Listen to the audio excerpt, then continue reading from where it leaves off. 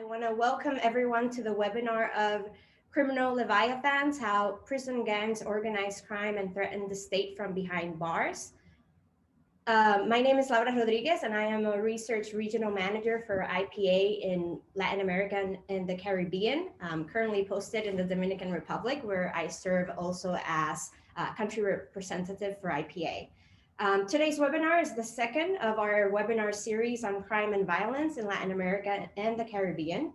And it's co-hosted by Innovations for Poverty Actions, the Becker Friedman Institute at the University of Chicago, and Princeton University. Micaela Sviacci is the assistant professor at Princeton University and co-organizer of the webinar series. And she will be given an introduction of what this crime and violence and lack webinar series is and what's the motivation behind it. I'll pass it on to you, Mika. Great, thank you, Laura, for the introduction. So the idea of these seminars basically are monthly webinars where the idea is to try to look for research to reduce crime and violence in Latin America. But not only that, is research which we have a lot of policy implications. The idea mainly is to try to reduce the bridge between research and policymakers. So the format of all these webinars will be a short research presentation and followed by a policy discussion. So this is the most important for us, because what we want to do is to shed light in the end of the day with our research in policy. So the next seminar of next month in April, I will be presenting Joana Monteiro, Research of Gangs in El Salvador. We are going to be discussing about policies about how negotiating with gangs may translate into increases of the business of these gangs.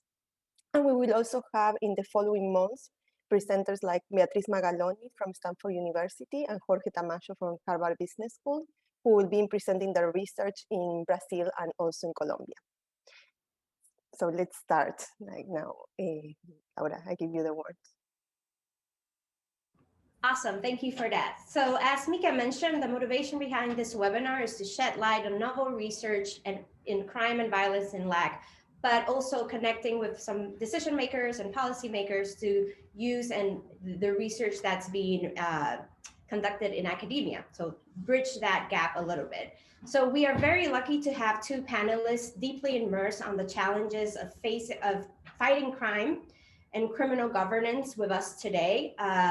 To speak about his research, we have Benjamin Lessing, who is an associate professor of political science at the University of Chicago. And to comment on the policy implications of his work, we have Joana Monteiro, who is the head of research at the Rio de Janeiro Prosecutor's Office, and also a professor at the Brazilian School of Public and Business Administration of Getulio Vargas Foundation. So before heading it over to the speakers, I just want to take a few minutes to talk about some housekeeping notes. We'll start the presentation on Lessing's research, followed by comments by Joana on the policy implications of the research. And then we're going to open up the floor for questions from the audience. If you'd like to ask a question during the event, please submit them through our Q&A function and share your name and affiliation if you feel comfortable with that, so that our panelists know who you are. Feel free to ask questions throughout the meeting or the event, but know that we'll likely answer them at the end of the event, and that we probably will not be able or have time to answer all the questions. So we do apologize in advance. And finally, this webinar is being recorded and will be available to watch after the event.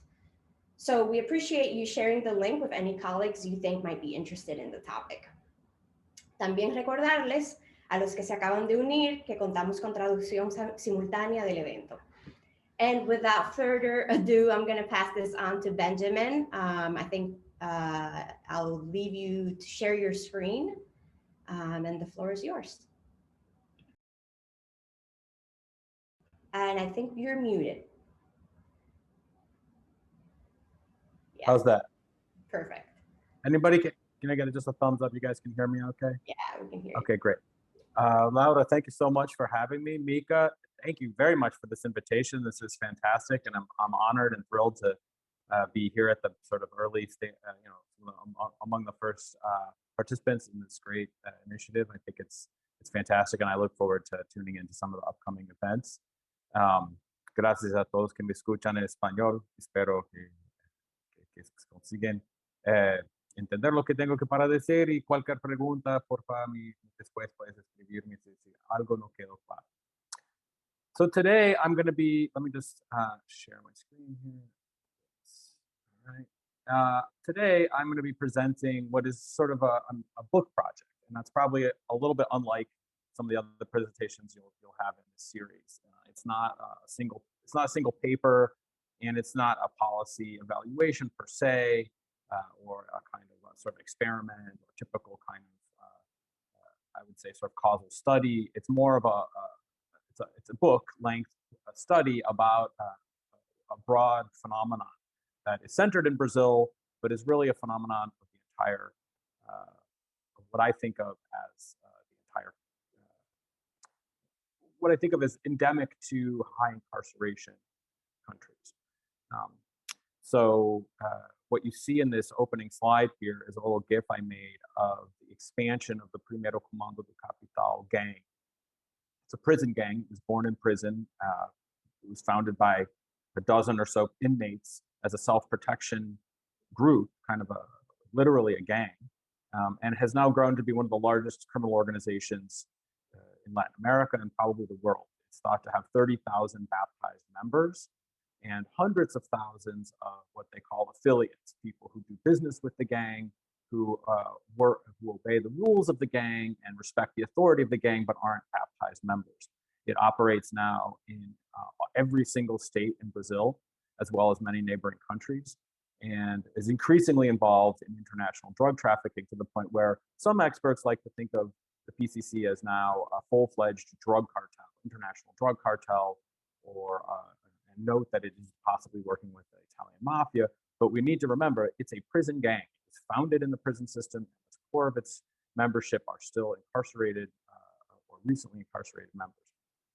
This kind of phenomenon is an extreme example of something that has occurred throughout what I call the carceral hemisphere, which I think of our Western hemisphere as a place that in the last 50 years or so has conducted a radical experiment with mass incarceration, reaching levels of incarceration rates that are sort of historically unknown and building out what are often called carceral states, prison systems of immense size, hundreds and hundreds and hundreds of prison units employing tens of thousands of people in an effort to keep prison populations in the hundreds of thousands, if not millions, in long incarcerated for long periods of time. So this book is kind of about what happens when you do that, and the answer is, sort of give away the lead. The answer is that crime gets more organized. It begins to govern and control crime on the streets from within the prison system. So let me start with the PCC and just give you an example of sort of how extreme this can all get. As I said, the PCC began in 1993. It was born in direct response to one of the worst prison massacre in Brazil's history, and one of the worst prison massacres in world history, in Carandiru in 1992, when armed police guards stormed in to put down a prison riot and killed 111 unarmed prisoners. Prisoners were understandably upset by this and worried about their own physical safety. And so a number of the survivors of that massacre founded this prison gang as a mutual aid and mutual defense organization or movement among prisoners. It very quickly spread within the São Paulo prison system in the 1990s. It took over prison units and established a kind of hegemony within that prison system over the following 7 years. This was a period, if you look at the bottom of this graph, the data there, this was a period when the incarceration rate in São Paulo was expanding dramatically. It had already been expanding for a while, but this was a period in which it really began to take off and reach what are, by global standards, very high levels of incarceration. In 2001, the PCC announced its presence to the world. Up until that point, it had been a secretive organization. And although authorities knew about it, they often denied its existence and sort of pretended not to see. In 2001, they launched a mega rebellion where 23 prisons simultaneously rebelled and the prisoners took over. This was coordinated by a cell phone, which was beginning to be a critical technology. And the state In response, over the next 5 years, introduced a number of harsh measures to isolate members of the gang, to transfer them to break up the leadership and transfer them to different prisons, often outside the state of São Paulo. And in more, continued to sort of insist that had broken the back of this gang, had dismantled this gang, but it had not. In fact, in this period, from 2002 to 2006, when the incarceration rate went even, again, virtually doubled over this period of time, the PCC had grown much stronger. And in 2006, it launched a second mega rebellion, this time in 96 prison units, including prisons in neighboring states, and also launched a wave of terror attacks that brought São Paulo to a halt. These were the first time that this gang had used these sort of orchestrated attacks on the street, where members on the outside or affiliates on the outside were throwing Molotov cocktails, burning buses along key routes, bombing metro stations and banks. And for 4 days in May, São Paulo ground to a halt until the government met with the supposed leader of the PCC and apparently made concessions, at which point the violence ended. Now, the flip side of this violence, this bringing to heel of the state, is that the PCC during this very same period had been establishing its presence in the urban periphery. This is how it was able to carry out these attacks. But its presence in the urban periphery was a pacifying one.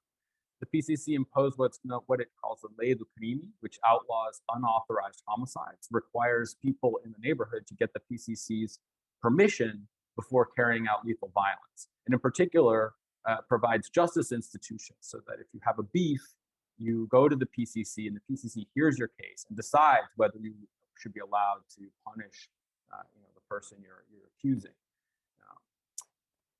These trials are often conducted by a cell phone with prison leaders, often in like large multi-member jury trials. Evidence is presented. There's often lawyers can be called. As the leader of the PCC said, thanks to us, today there's a lot of red tape if you want to kill somebody in São Paulo. This was a deliberate policy on the part of the PCC to end violence, or to reduce violence in the urban periphery because of a belief that there was a vicious cycle of vengeance killings that was sort of, creating an effective genocide of the sort of marginalized young and youth that make up the PCC's constituency. Now, this contributed to a massive drop in homicide in São Paulo City and São Paulo State.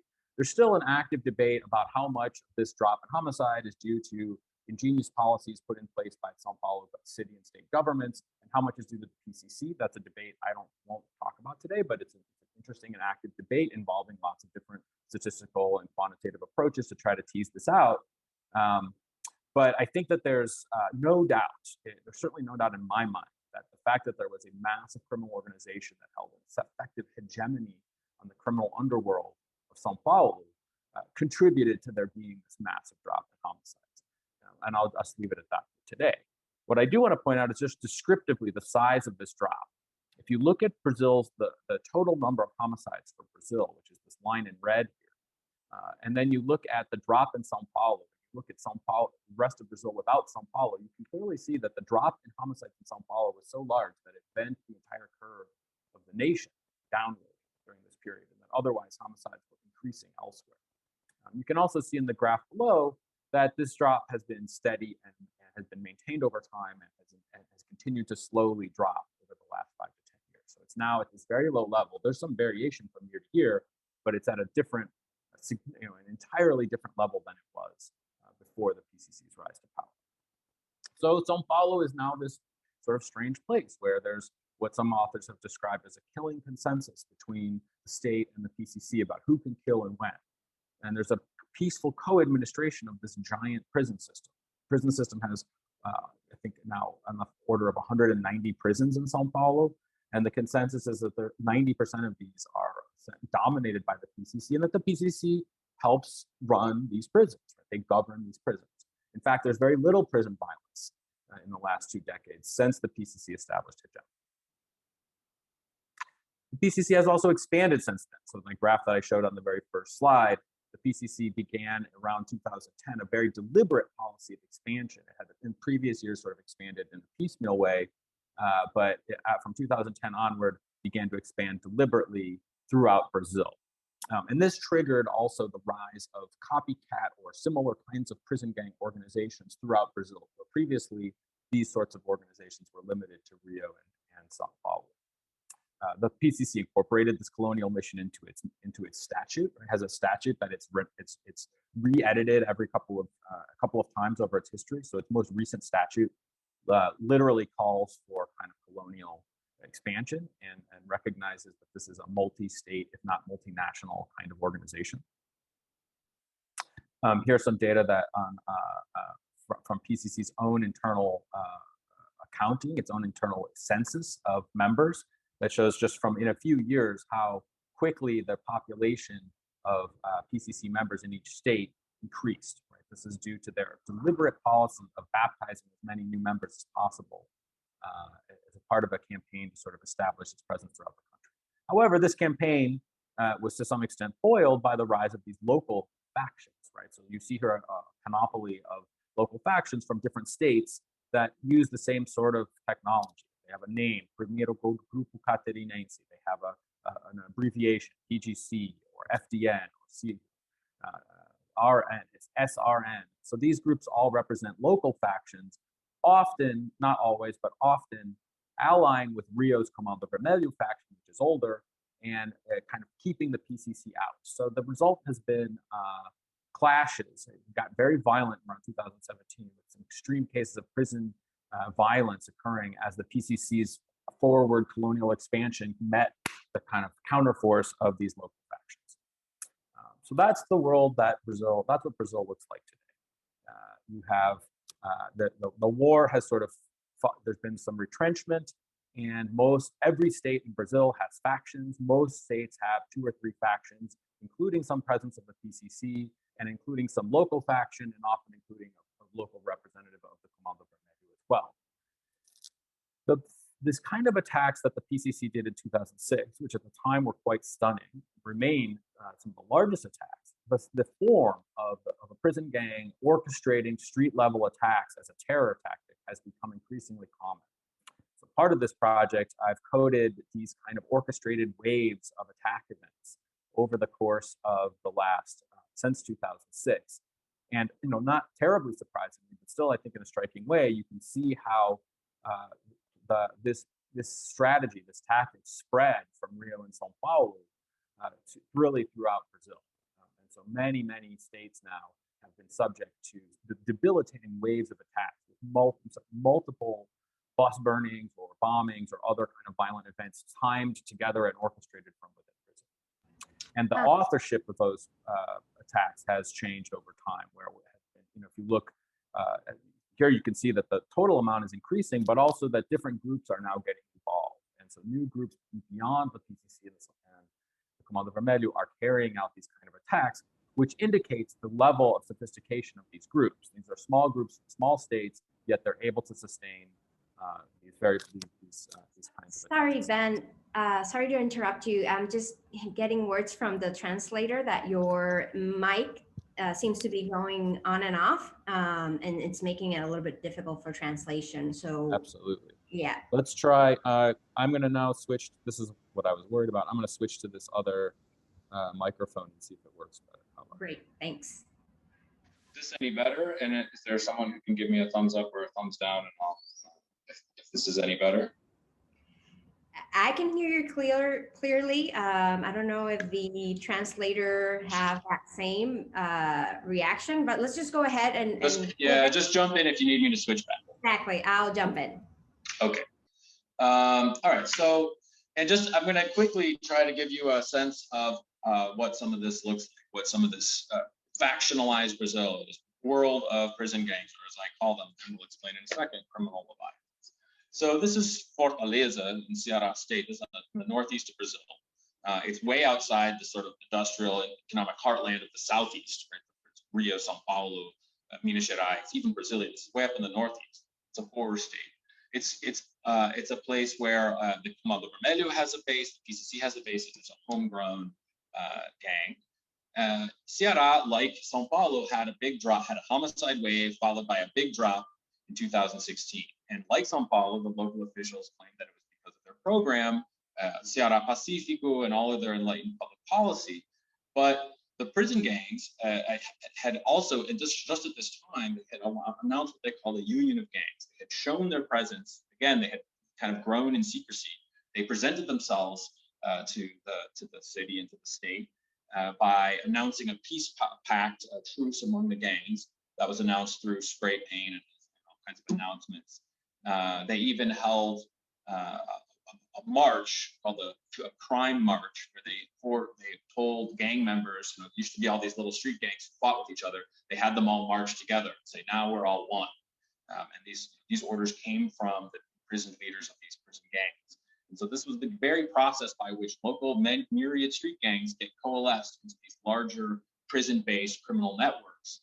And in this case, those networks were formed a truce and brought forth a kind of pacification period in Ceará, which to residents of favelas was extremely important. It brought peace to their daily lives. It allowed them to traverse from one area, one part of their neighborhood to another, or among neighborhoods, something that they couldn't do before.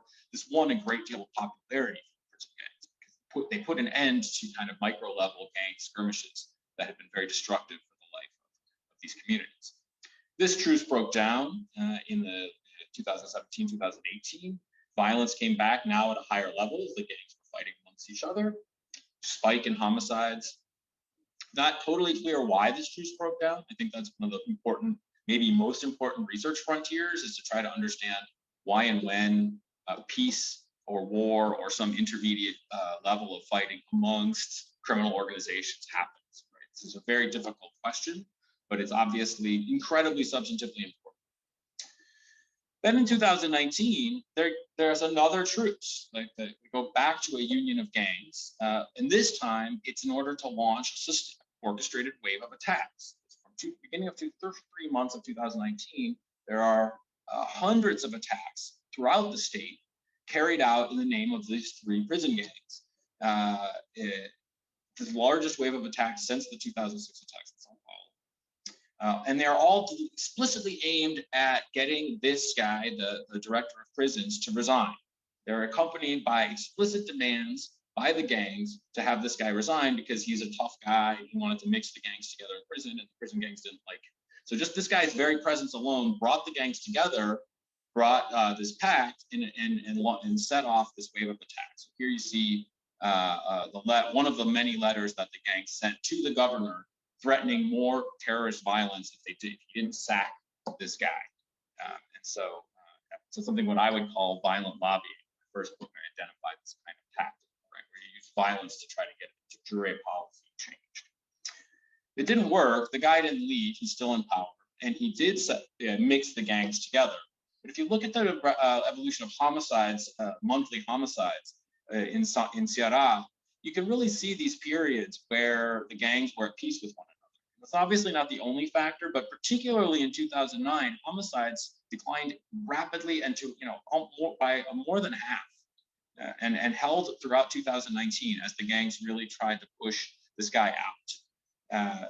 Eventually, it's been COVID, and so it's been impossible to visit these prisons or go back there. So it's hard to know, but based on people authorities I've spoken to in Ceará, it looks like he actually managed to weaken the power of these gangs to control things from prison, and that this has in turn led to more fighting on the street. And so you can clearly see that from 2020 onward, homicide rates are back up to kind of a war level that they had been previously. Okay, so that's the world Brazil lives in. Highly organized and sophisticated criminal structures based in the prison system, but with enormous incidents on the outside.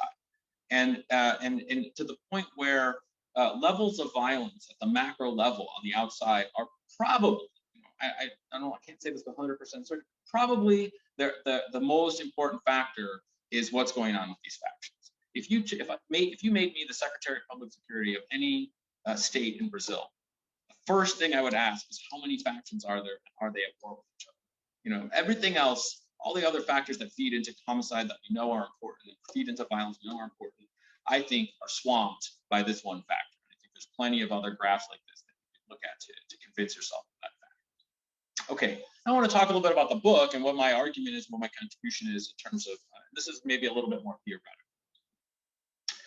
So I've shown you some examples of very powerful and organized crime, and in particular in places that you might not think of. Some of them, like Ceará, that you might think of as a kind of place where criminal organizations are likely to grow powerful. Maybe it has low state capacity, and that fits in with a kind of conventional wisdom that organized crime flourishes where the state is absent.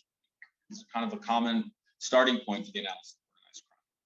But when you really step back and you look at the Brazilian case, what you see is that the strongest gangs are in São Paulo, and then in Rio, and in the south and southeast of Brazil, and that and so it's not quite the case that it's not really quite the case that that organized crime has grown strongest where the state is weakest per se. Moreover, these gangs began in prison, where you would think that the state is strong, right? Of course, it's hard to run prisons, but come on, where is state capacity the greatest? It's in prison systems where the state runs literally everything. It's also the case that Brazil as a whole, why should Brazil have these powerful criminal organizations compared to other countries in Latin America that surely have less state capacity? You could make a similar argument about Central America.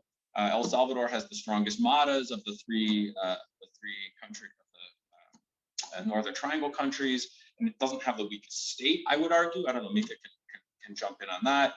Our Medellin study, is in quite a different way, has seeks to show or claims to show that when the state increases its presence, that can actually lead to greater gang governance. So in all of these cases, we have even empirical reality that doesn't match up with this kind of conventional wisdom that organized crime should be strongest where the state is weakest.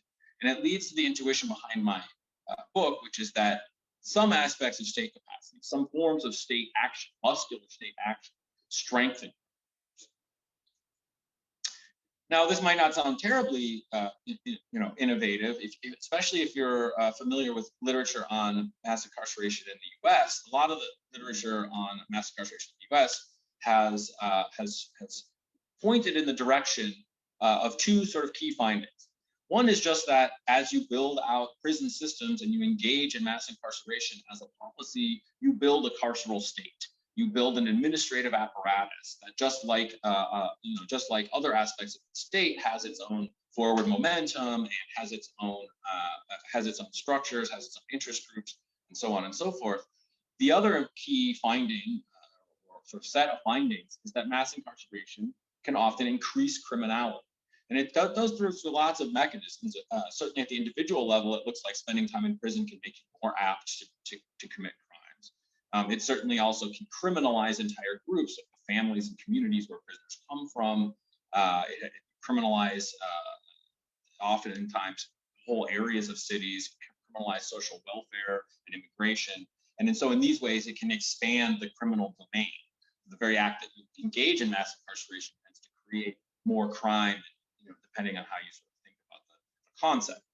So what I want to claim is that not only does mass incarceration expand the criminal domain, but it also helps organize it. It helps organize crime and build criminal orders or criminal governance, organizations with capacity to govern, not only themselves and not only other criminal actors, but also civilian populations. I argue that criminal organizations and governance is the product not just of state absence and neglect, but state actions that facilitate and empower them. And hence, there's no simple correlation between state absence and criminal governance. And there are sort of two broad pieces of policy that I think are responsible for organizing the criminal domain. Not solely responsible, let me just say, it's not just the state that does this. Of course, there's lots of other factors. But I would point to two major areas of policy that have contributed to the organization, ordering, if you like, of the criminal domain. One is mass incarceration. And I'll tell you a little bit about how I see that it plays key roles at each stage in the development of these prison gangs, these kind of sophisticated prison gangs that we see, especially in Brazil, but also in the US and also in Central America. So those three phases identify the rise of consolidation within a prison, the propagation throughout the prison systems, and then the projection of power beyond prison walls onto the street. And then drug prohibition and repression. Now, I'm obviously not the first person to point out the counterproductive effects of drug prohibition. First and foremost, probably, in that it generates enormous profits for criminal organizations. And that has a whole host of effects. amongst them, corruption of police officers, all kinds of knock-on effects that are, just in a straightforward way, the result of the enormous profit potential of drug trafficking. But there's another set of mechanisms that I think is less widely discussed and understood, and that in some ways only came clear to me through my study in Medellin, which is that the incentives which the drug trade gives to criminal organizations to govern non-members. It's not just that it allows them to profit through direct engagement in the drug trade. If you as a criminal organization can organize the drug trade, if you can pacify the local drug trade, the retail drug trade in a neighborhood or at a citywide level, then you reap enormous profits from that. And moreover, if you can govern the neighborhoods, the favelas or the slums or the barrios where the drugs are being sold, so that the residents are happy and loyal to you and don't call the police and protect you when the police come in, then you will retain a larger share of those profits. So in this somewhat, I think not totally obvious way, the drug trade gives criminal organizations incentives to govern. Let's look into a little bit more detail into these mechanisms. Hopefully won't keep you for too much long. So at the rise of prison gangs, you might say, how does states' policy create prison gangs? Well, state neglect, corruption of guards, overcrowding, violence of guards, execrable conditions within the prison system often create a kind of hellish state of nature within the prison system, which prison gangs are then able to sort of deliver the prison in masses from. You can just think of the Carandiru massacre, right? What led to the PCC's rise? Well, they were a group that presented themselves as able to protect prisoners from this happening again, right? The state created this hell, and the PCC is going to protect you from that. So I argue that these execrable conditions which exist within prisons, not only the responsibility of the state, the prisoners also fight amongst themselves and may treat each other horribly, right? But often in conjunction with guard corruption, they create an opportunity for criminal Leviathans to deliver physical security to the prison masses. This is why I call the book Criminal Leviathans, because these groups act like the original Hobbes Leviathan. Everyone needs to submit to their authority. Everyone hands over to this gang power over, and says, I'm no longer free to commit acts of violence without permission of this authority. And yet in return, this authority offers basic order, basic physical safety. Right? You won't be killed or raped. You won't have everything you own stolen. You can sleep at night. And that bond, that fundamental bond, which Hobbes talked to us about in terms of the state, exists at this very micro level within these, at the core of these prison gangs. In their consolidation process, mass incarceration also it fosters the growth of these gangs, just because, in general, when you have sort of carceral inflation, high prison population, high incarceration rates, it's almost inevitable that you're going to have lower guard to inmate ratios. You're going to have overcrowding in the cells, poor infrastructure, quite as often the case as you're building out more prisons, budget constraints. And so all of these factors allow these gangs to establish hegemony and prevent the state from really stopping this process by which one or another powerful gang rises to preeminence and exerts its control. And then once they're established, this is sort of good for everyone. It's easier to administer a prison that's run by the PCC or the CV or one of these gangs in general. It's easier to work with them. They keep the masses under control. You have an easy channel of communication.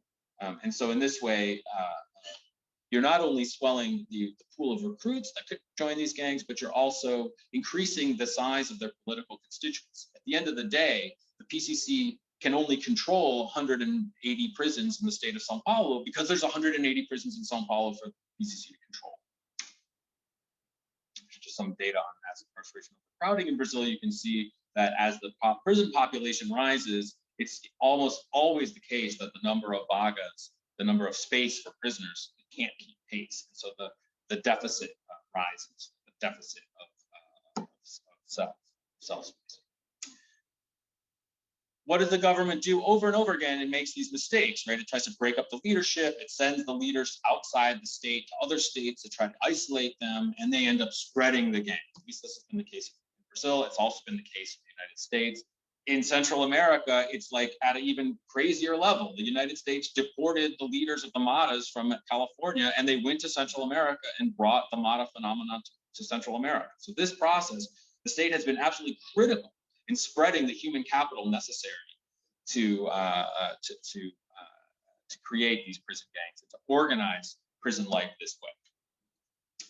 As far as projecting power onto the street, right? How all of these things that happen, whether it's orchestrated attacks, whether it's regulating drug markets, whether it's governing civilians, the prison gang needs people on the street to obey their orders and their dicta and their edicts. How? Why? Why do free people? All right, I'm gonna wrap this up quickly, I promise. Why do free people on the streets obey and take risky actions on behalf of imprisoned leaders?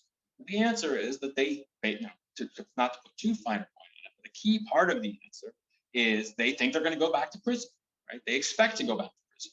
It's normal for people in their situation to eventually go to prison.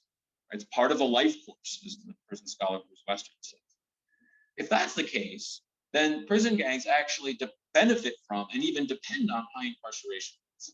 Now, that's not an easy proposition to prove, but in some of my previous work in this project up till now, I've looked at how incarceration rates evolve over time and how key moments in time where different kinds of prison gangs, including the Maras in Central America and prison gangs in California, have really exerted their power on the outside. That doesn't mean they didn't have the power before, but because we don't know, it's just when they decided to use it. But we know that at that point, they were able to control things on the street in important and critical ways. So here you see just a comparison between California, Sao Paulo, and El Salvador that suggests that, very suggestive, but it looks like, we've hit these very high levels of incarceration rates, 300 or above, certainly seems to correlate in any case with this ability to orchestrate things on the street. Of course, incarceration rates are rising throughout Brazil. It's not just Sao Paulo, though Sao Paulo continues to have an enormously large incarceration rate. And so when we look state by state using some of these attacks data, again, it's hard to know, what triggers these attacks, and it's hard to know. It probably correlates with a lot of things, but it's certainly the case, that at a minimum, incarceration rates are rising in all of these places, and so are these attacks on the street. If nothing else, it's plausible to think that the incarceration rate helps these gangs organize on the street. I'm gonna just talk for 2 more minutes about the drug trafficking side of things and the way I see it. I don't think this is terribly counterintuitive. It's obvious that if you can make a lot of money from the drug trade, there are gains to getting more organized, right? So this is from a paper I did with Graham Daniel Willis, where we looked at the PCC's internal documents. They just have an incredible internal accounting system, all kinds of spreadsheets and individual level records of who bought what, how much crack, how many grams of crack, when was it paid to whom, and this has allowed them to build a decentralized, profitable, consignment-based drug empire throughout the state of Sao Paulo and possibly much of Brazil. A business model that we know, going back to Venkatesh and Levitt, that has a lot of strong advantages. Right? So the fact that there was this potential profit to be made by organizing this type of drug retail system, business model, gave them the incentive to develop. Right? Gave them the means and the motive to become a more sophisticated organization. They also use those profits to pay for a transit system for their family members, of imprisoned members, so that they can travel to these far-flung prisons all over the state of Sao Paulo. Those prisons are far-flung because the state did it on purpose to try to make it harder for these gangs to coordinate, right? So put them all throughout, spread way out, and then that gave the gang even more incentive to organize and engage in this kind of public goods provisions that in some ways strengthen the gang on almost normative or moral, certainly by making it more politically popular with its own constituents. I also think that drug prohibition gives incentives for criminal governance. As I said, found in Medellin that gangs seem to step up their level of local governance when the state becomes a little bit more present. Throughout Brazil, I found examples where once these prison gangs took over favela communities, they would impose rules of sociability. Here you see an example from João Pessoa, where the prison gang known as Al-Qaeda is named after Al-Qaeda, but doesn't have any other connection. They impose this list of rules in every neighborhood they dominate, and that helps that helps reduce crime in the neighborhood, which keeps police from coming in, which increases their profits. So I think it's undeniable that the potential profit from drug retailing is gives gangs both means and motive to do criminal governance over civilians, and often what we might think of as, you know, not terrible governance. Right? As the director of the Residents Association here said, things got better with the gang. They stopped the violence and they put in place these rules, which they imposed by force, but they're good rules. So this is another way in which a state policy, a state repressive policy, in the end has contributed to a higher level of organization, sophistication, and governance on the part of criminal organizations. And as I mentioned, you know, we found something very similar. So just to wrap up, I'm not even going to say policy implications. I don't know what the policy implications are. I have some questions. I think in the very short term, if you are an official in any one of these situations, you need to ask yourself, do I prefer there to be a single powerful gang? Do I prefer there are multiple gangs at peace or multiple gangs at war? And you have to ask yourself that question. The police, they have their answer. They usually say, well, let's just let them kill each other off. And officials tend to just say, well, no, we're going to get rid of these gangs. But of course they don't. So it's worth asking yourself which of these three outcomes is better and how the state could push things in the direction of one or another. And more broadly, I think the states need to ask themselves, you know, should they constantly be trying to break up the gang or stop communication between the gang and the street? Or should they maybe accept that that's a reality and try to use it to their advantage? You can imagine kind of conditional policies where you tell imprisoned leaders, hey, you know, you can have a pizza on every Thursday night if you bring down the homicide. Or, you know, you can have we're going to increase the number of visits per month if you stop this gang. That might seem unethical, problematic, but it seems to me that the state has at least potentially one of the most powerful policy levers at its fingertips for virtually no cost if it were willing to consider this. So I think it's at least worth considering. In the long term, of course, you have to wonder, you know, what do we do about these powerful organized organizations, and in general, the level of organization sophistication within the criminal domain, right? If the state can't incarcerate its way out of it, repress its way out of it, even kill its way out of it. I haven't even talked about police violence, but, you know, police violence in Brazil is off the charts, and it hasn't resolved this problem. In fact, it's probably also contributed to it. So what should the state do? And I'll just leave you with a conjecture, which is that it seems to me the answer may be less about deorganizing and dismantling criminal governance than it would be about decriminalizing criminal governance. All right, I'm going to stop.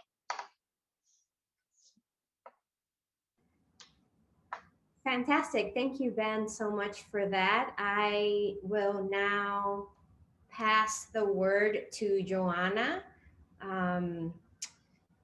I don't know, Joana, if you will be sharing some slides with us, but the floor is yours to basically talk to us about some of the policy implications. I know Ben sort of touched a little bit on that, but Ben seems to have more questions than answer, and maybe Joana can sort of help us delve more into some of those questions already posed by Ben, and what your take on all of this from the policy side is.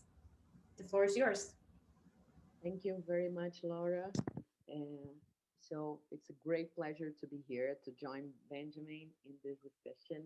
We have been working together and discussing this topic and actually generally on criminal justice system in Brazil. So it's a great pleasure to be here today. So I'm gonna share my slides.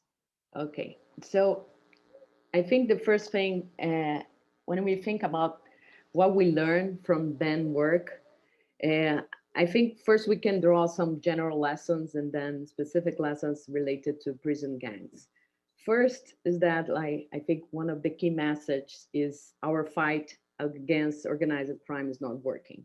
This is not very surprising. I think when you are in the field and in practice, people recognize this all the time, and there is easily even a expression that is like, we can dry ice. We are drying ice all the time, so we know it's not working. We do what we think we can be done. But actually his work, it's more disturbing in the sense that he says it's not that it's not working, it has been backfired over time. So this is when we think about that, it's when we say, okay, we really need to stop and think deeply on what we are doing. Because in Brazil, we are unable even to incapacitate criminals inside prisons. I think in general, like when we study crime, we learn that we need this criminal justice system objective is to deter and incapacitate criminals. And a lot of people recognize that we don't have a lot of capacity to deter crime. But they truly believe that if we are able to arrest people, we're going to incapacitate part of the criminals. And at least for this group, the job is done. And I think what Ben's work is showing us is that we are not doing that. Even when you arrest people, they are inside prisons, organizing themselves and organizing crime from inside in bars. So we really need to stop and think about what we have been doing so far. Another thing is that although it seems quite clear when we see his work, but it's not common to discuss that in Brazil, is that we cannot understand homicide dynamics without understanding disputes among criminal gangs. They are one of the main drivers of homicide rates and one of main drivers of homicide variation. And if we do not look at that, we're gonna start saying taking very bad conclusions about what is going on. And I will come to that in a few slides. But in the end, what we are saying is that we need to stop and think on the impact of criminal justice efforts. And this is something that we are not doing at all.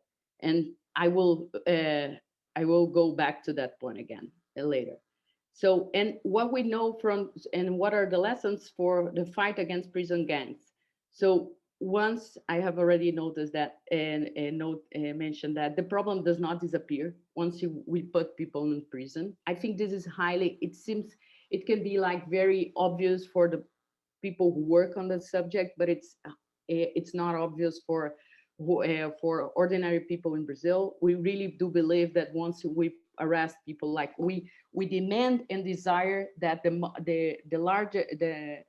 a lot of people that all the criminals are arrested. And once you put people behind bars, we don't even want to know what's happened to them. We simply prefer to ignore them and prefer to ignore their conditions. And when we look at his work, we say, okay, but this is, although they go, so when we typically see how the police work, how the prosecutors work, even a lot of judges, we say, okay, what is their goal? The goal is to arrest and put in prison the larger amount of people as possible. And what he's been showing is that shouldn't be the goal. And actually, this can be a problem. And I think the first time I read Ben's work, I think the key insight he has is that mass incarceration actually increased the incentives to join prison gang. And I think this is something that we should to have in mind, and very, very few people have in mind. Because if you have a high probability that you're going to be arrested and you're going to be in prison, you really have a high, and you know that once you are in prison, you have pretty bad conditions. I really need to join a gang in order to protect myself once I am there. And because of that, and I think one of the key lessons that people who study prison gangs in Brazil have shown, that is one of the key demands they have is to have basic rights to be treated well in the prison. And not only them, but their family. So this is a picture of a visit day in a prison in Brazil. Typically, families there, if they want to simply visit their family, their relatives in a weekday, or they simply need to go there like in the middle of the night, is stay on a roll for more than 10 hours, being subject to a lot of I forgot the name in English now. When they simply like they make they tell you to take out your clothes in order to see whether you're not carrying any drugs or any weapons inside. But the families of these people are treated pretty badly just to see themselves inside the prisons. And when you think about that, there is no reason why we need to treat these people like that. These are their families. So we are putting there we are imposing them a lot of suffering without any reason. And this is the type of stuff that people who has studied PCC shows that is crucial to them. And one of the key issues why they made themselves organize and react to be treated better inside prisons. And another thing that we also learned, and Ben actually mentioned that more than once in his talk, is that we really need to study how to allocate prisoners across prisons. And this is something, this is a report about something we did like last year, 2 years ago, 1.5 years ago. This is our former Minister of Justice. He simply he transferred 321 leaders from Sao Paulo to another states. And this is actually, Ben has been shown that this can be very counterproductive.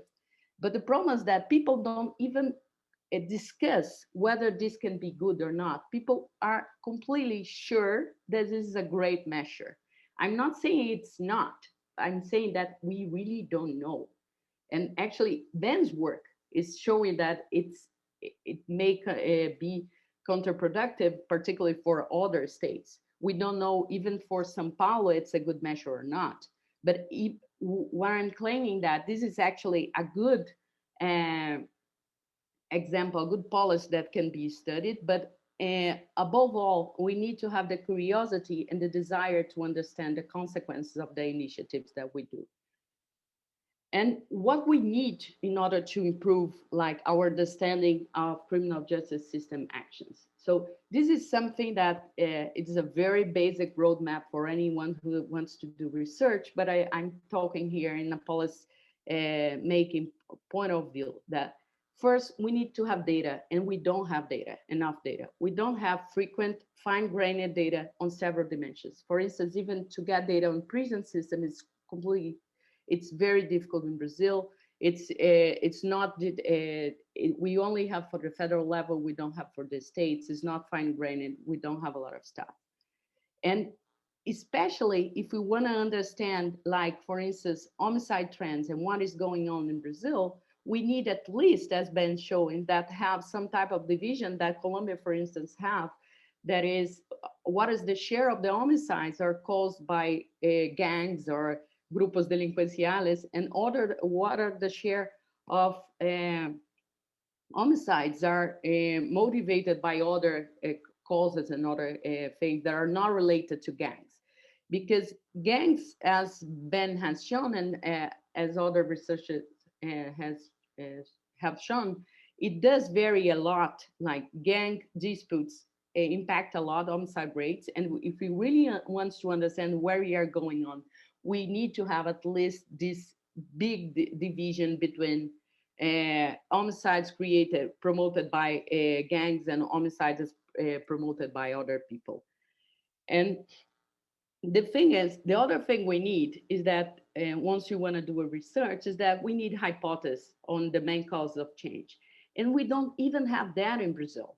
And the problem that we don't have, and the reason why we don't have even good hypotheses, is that a lot of policies are made at the state level, and some are made at the federal level, and we don't have a lot of public information about what is being doing, when they start to do exactly a specific policy, where are the regions and people that are being especially affected by these policies, which are basic information to even think about whether a particular policy can help or not to reduce or increase crime. And just for you have an idea, this is the homicide rate in Brazil in the last 4 decades, actually. So Brazil in the last 2 years has experienced a huge drop in homicide rates. And we don't have good hypotheses on why this happened. It's not even that we don't know, we don't have enough impact evaluations. We don't have hypotheses on what has driven this trend. And the reason why we don't have hypotheses is that when we look by state, we have this graphs that each state goes to a different direction. In particular, Ceará, that it's one state that Ben has been studying a lot, is one of the states that has huge ups and downs in the levels of homicide. So we really need to look at what is going on at each state in order to understand what is going on. And once you have data and once you have the hypothesis, we're gonna need to do impact evaluation. And the key constraint to do that is that we really need the desire of policymakers to promote real impact. And what I'm saying that because we really need to have policymakers demanding to know what are the impacts of their actions. And we don't, and why we'd have very few people doing that? Because I really like this graph, because people really prefer to claim that when homicide or any crime is going down, it's their fault. When politicians' fault, the ones who are in power, and when it's going up, homicide is caused by multiple causes, and no one can be responsible for that. So the first thing, so a crucial important thing is to really change this. And if policymakers wants to know wants to promote real impact, they really need to raise this question: am I doing the right thing? Am my actions really reduce crime? My actions really improve people's life? If we don't ask these questions, we're gonna keep arresting people and going nowhere and not producing and reducing crime and violence in Latin America. And in that sense, I just wanted to wrap up by saying that researchers can make great contributions in that line. I'm talking here as a policy side, but actually I'm also a researcher, and I work in the policy sector, in the public sector as a researcher. And I want to say that one of the main goals is to help to set the public agenda. It's very important to say that this topic that Ben has been studied, it has been ignored by policymakers for more than 10 years. We needed to have researchers pointed out that prison gangs was a problem before, and a lot of public demonstrations and mass attacks in order for people to really start to discuss this. And researchers can also help to think on strategies and evaluate the impact of initiatives. But to end up, it's very important to say we don't have the answers. We don't have, and there is no easy answer and no easy solution. And this is why we really need to study, and we need this type of work. Thank you very much. Thank you, Joana.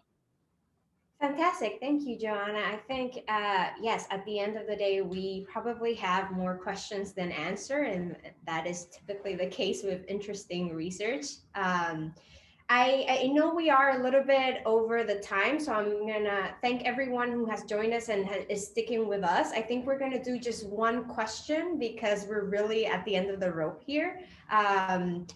And it's about, we received several questions about generalizability, and I'm gonna sort of, there's two questions in one that I will ask, and it's to what degree, Ben, do you expect this findings to generalize or be applied to other, across the region as a whole? And are there ways in which criminal governance from prisons function differently in different places? And if so, how should that impact policy response? And I know we kind of asked that question, but after listening to your talk, it seems like we still don't know necessarily what the policy response is for places where we do understand this really well, like with in the case of Brazil. So I would put it out there that it might be hard to even say how it might impact policy response in different contexts as a whole, but I'm gonna leave it there for you to answer at your own discretion. Sure. Well, in terms of generalizability, I guess I would say, by making a very general and then somewhat vague claim, the more vaguely I state the core claim, the more generalizable it is, right? So my core, at the highest level of generality, I'm saying that state, as Joana put it, repressive action by states can be counterproductive.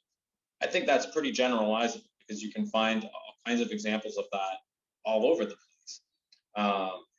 Is it the case that every place with a very high incarceration rate has powerful prison gangs that run the retail drug trade on the street from prison of an entire urban periphery. No, it's not. And so, you know, a key question has to do with the United States. Since I'm not a U.S. researcher per se, I can't, there's a limit on how much I can really empirically answer that question. But I do think that this study points us in the direction of understanding both to what extent has mass incarceration in the U.S. contributed to the organization of criminal activity, which I think we don't even totally know empirically, but also to understand why we don't see the kinds of some of the things we see in Brazil. We don't see prison gangs in the United States burning buses. We see it in El Salvador. We don't see it in the United States. Why don't we see? So you know, the U.S. is the largest incarcerator ever. So you know, in history. So why don't we see some of these effects? I think, like any theory, it's only it only explains part of the variation. So there's probably other important factors that will need to be addressed. One thing I can just say though, you know, and this is just an example of this question about policy and local context and do things work in one place that don't work in another. One thing that's obvious when you compare Brazil and the US is that while Brazil and the US in some sense have similar demographics, right? These are countries with large immigrant populations, large Afro-American, Afro-Brazilian populations, and that's very tied into the question of crime and incarceration. So US Blacks are incarcerated at much higher rates than whites. And in Brazil as well, although it's harder to measure and it's more mixed and it's less of a clear color line, but it's certainly the case that sort of young Black men in Brazil face much higher risk of both being killed by cops, being killed in other criminal violence, and of going to jail. So there's a racial dimension that's in some sense similar, and yet one of the key factors that makes things different in the US is that prison gangs are divided by race. So in the US, you know, if you're Latino, you're not going to be part of the Black prison gang. You know, if you're Black, you're not going to be part of the white prison gang is called the Aryan Brotherhood, right? You're not Black, so they're delimited by race, and that puts a strict limit on kind of hegemony that they're able to exert. So the Mexican Mafia, one of the most powerful prison gangs in the US, controls Latino neighborhoods in Los Angeles, but it's not going to be able to control Black neighborhoods in Los Angeles because Black people, when they go to prison, don't go to the Mexican Mafia wing of the prison, go to a different wing that's controlled by a Black prison gang. I'm being extremely overtly general here. It's much more complicated than that. But the point being that those other factors are going to change. And so, as a result, there's no prison gang that's going to dominate an entire city in the US the way the PCC dominates all of São Paulo. It's a perverse effect of kind of racial democracy in Brazil, you might say. So those sort of factors definitely vary from case to case. And of course, at a global level, I think for this research agenda, there's a key question about places like Russia or China with high incarceration rates that we just don't, authoritarian regimes with high incarceration rates, where we just don't know that much about what's going on inside their prisons and how their organized crime works. There's lots of organized crime in Russia. There are prison gangs in Russia, and we have some studies about them.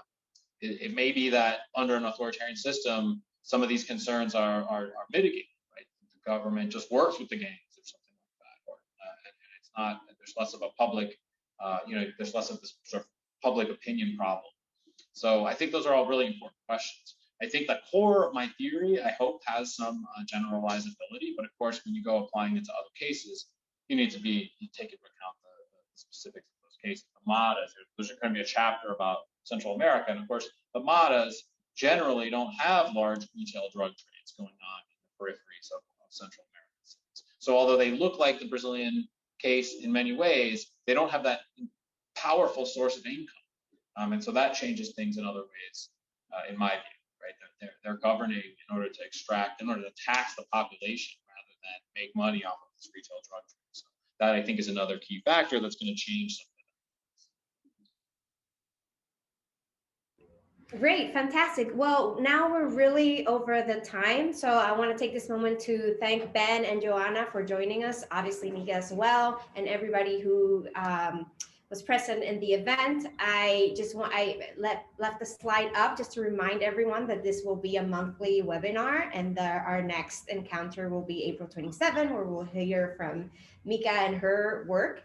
And so I hope everyone can join us there as well. And just remind everyone as well that the recordings of this webinar will also be available for those who weren't able to join live.